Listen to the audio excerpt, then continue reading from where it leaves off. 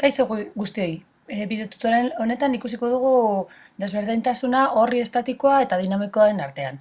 Hemen daukaguna, sarrerekin, horri dinamikoa da, baina beste bat estatikoa egin nahi izanez gero, zer egin behar dugu? Diseinora joan, eta hemen, pagina horriak, hemen badaukat bat, baina beste bat gaitasunekin jarriko dut.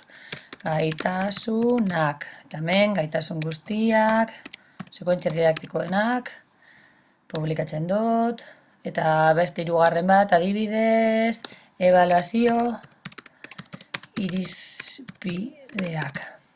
Hauek, fijoak izango dira.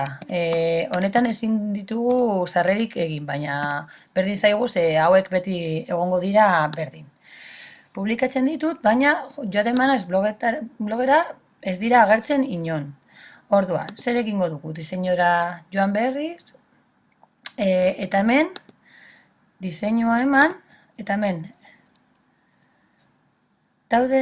dago, hau, gadget bat sartzeko. Kasu honetan, guk aukeratzen dugu, paginak. Eta hau, gehituko dugu. Eta, hemen, gordetzen ditugu. Orain, joaten bagara blogera, ikusten dugu zelan gure horriak agertzen dira, hemen. Hemen dago, bakarrik, pagina principal, hau da, sarrerena. Zer egin behar dut, besteak egoteko. Bueno, egiten dudana da, diseinuan, hemen diseinuan bebai, hauek, editatzen ditut, eta guztiak klikatzen ditut, ez bakarrik principala. Eta aprobetxatzen dut izen hau aldatzeko. Adibidez, berrien foroa. Eta ordena nahi dut, lehenengoa berrien foroa, gero helburuak, eta gero gaitasunak, hemen jarriko dut, eta azkena ebaluazio irizpideak.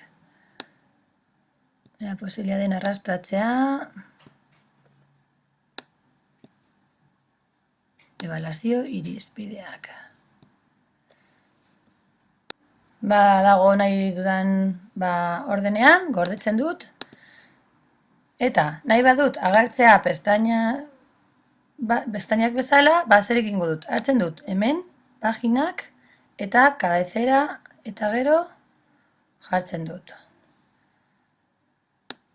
Arrastatzen dut, eta hemen. Behin, blogaren izenburua eta gero badaude paginak, eta gordetzen dut disposizioa, ordena.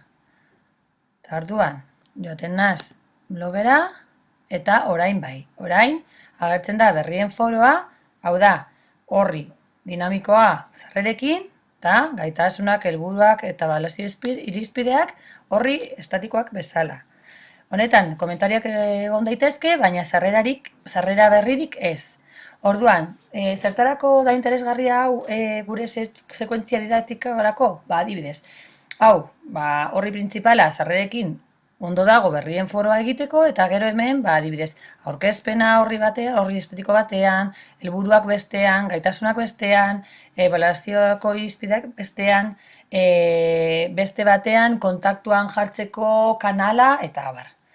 Ados, orduan, zuen sekuentzia didaktikoa blog batean egiterakoan, argi eduki behar duzue aldez aurretik, zer joango da horri dinamikoan, eta zer joango da horri estatikoetan. Ados, bezarkada bat eta hurrengora arte.